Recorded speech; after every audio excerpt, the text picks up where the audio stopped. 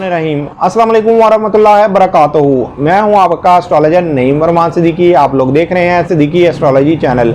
आज मैं आप लोगों से बात करने जा रहा हूं, सूरज ग्रहण की बात करने जा रहा हूं कि पाकिस्तान के टाइम के हिसाब से सूरज ग्रहण कब लगेगा और ये 12 बुर्जों को किस तरह मुतासिर करके जा सकता है। अगर आप ख़ास तौर पर उस दर्जे की पैदाइश हैं, आपका घर उस दर्जे से शुरू हो रहा है जो आपके जायचे के अंदर ग्रहण जिस घर के अंदर लग रहा है, तो फिर तो आपको मुतासिर करके जाएगा। अगर आपका जायचे के अंदर उस दर्जे के ऊपर घर शुरू नहीं हो रहा या उससे आगे दर्जे पर शुरू हो रहा है, तो फिर आपको ग्रहण मुतासिर करके नहीं जाएगा।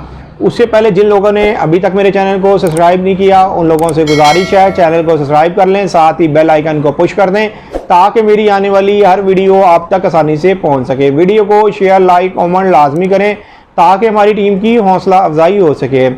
सूरज ग्रहण ये 10 जून 2021 को लगेगा, लेकिन सबसे पहले मैं आपको ये बताऊंगा कि सूरज ग्रहण जब एरीज वालों के जायचे के तीसरे हाउस में लगेगा तो एरीज वालों को किन मामलात के अंदर मुश्किलात पेश आ सकती हैं। इसी तरह मैं 12 ज़ोडिक के बारे में बताऊंगा कि ये आपके कौन से घर में ग्रहण लग रहा है। तो आपको इस ग्रहण लगने से पहले एक तो सुर्ख कलर की और सबस कलर की ये 2 सदके ज़रूर दें ग्रहण लगने से पहले। इसलिए ग्रहण 10 जून को लगना है तो आप 9 जून को सदका लाजमी निकाल दें, किसी भी सबस कलर की चीज़ का, किसी भी सुर्ख चीज़ का सदका निकाल दें। एरिस वालों के जायचे के 3rd हाउस में ये सूरज ग्रहण लग रहा है, जिसकी वजह से ये आपके रिलेशंस के मामलात, ये आपके लिखत पढ़त के मामलात, ये आपके कम्युनिकेशंस के मामलात में ख़राबी लेके आ सकता है। इसी तरह से ये टॉरस वालों के जायचे के 2nd हाउस में लग रहा है। टॉरस वालों के लिए ये माली मामलात में दुश्वारी लेके आ सकता है। ये इसी तरह ये ग्रहण लग रहा है बुर्जे जोजा के 19 दर्जे 47 दकीका के ऊपर ये ग्रहण लग रहा है। बुर्जे जोजा वालों के हर जाती मामलात के लिए कुछ ना कुछ खराबी लेके आ सकता है। अगर आप 19 दर्जे 47 दकीका की पैदाइश हैं तो आपके लिए ये खराबी लेके आ सकता है। आपको चाहिए कि ग्रहण लगने से पहले कोई भी सुर्ख और सबस कलर की चीज़ का सदका लाजमी निकालें। ये 2 सदकात आपने लाजमी निकालने हैं। इसी तरीके से ये जो कैंसेरियन वालों के जायचे के 12वें हाउस में सूरज ग्रहण लग रहा है, जिसकी वजह से ये आपके ऊपर भारी जिम्मेदारियां लेके आ सकता है, भारी अखराजात लेके आ सकता है। ये भी आपके हर मामलात को मुतासिर करके जा सकता है। इसलिए कि ये जो आपके हाकिम सितारा और आपके जायचे के 2nd हाउस का हाकिम सितारा, ये दोनों 12वें घर में आपके जब होंगे तो ये ग्रहण लगेगा, जिसकी वजह से आपको ये ज़ाती मामलात में भी मुतासिर करके जा सकता है। इसी तरीके से लियो वालों के ये 11th हाउस में लग रहा है। लियो वालों की उम्मीद और ख्वाहिशात के मामलात में ख़राबी लेके आ सकता है। लियो वालों के हर ज़ाती मामलात में ये कुछ ना कुछ खराबी लेके आ सकता है। ये विर्गो वालों के जायचे के 10वें घर में लग रहा है, जो इज़्ज़त व वक़ार का घर होता है। जो लोगों के वालिद हयात हैं तो ये उनके वालिद मोहतरम का घर है, तो उनको ज़रूर चाहिए कि ग्रहण लगने से पहले आप ग्रहण का सदका ज़रूर निकालें। अगर आपने बावक्त ग्रहण का सदका निकाल दिया तो फिर आपकी इज़्ज़त व वक़ार के अंदर कोई इतने मामलात में ख़राबी नहीं आने वाली।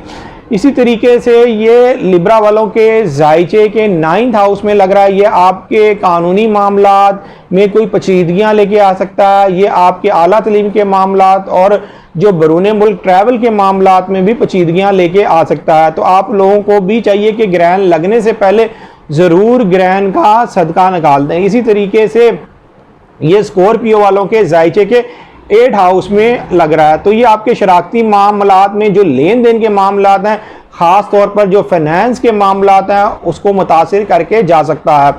ये सेजिटेरियस वालों के 7th हाउस में लग रहा है। जो सेजिटेरियस वाले शादीशुदा हैं उनके लिए कुछ मुश्किलात आ सकती हैं। उनकी जो शादी की जो लाइफ है उसके अंदर कुछ ना कुछ मुश्किलात पेश आ सकती हैं। तो उनको चाहिए कि ग्रहण लगने से पहले ज़रूर सदका निकालें। शराकती तौर पर भी आपको मुतासिर करके जा सकता है।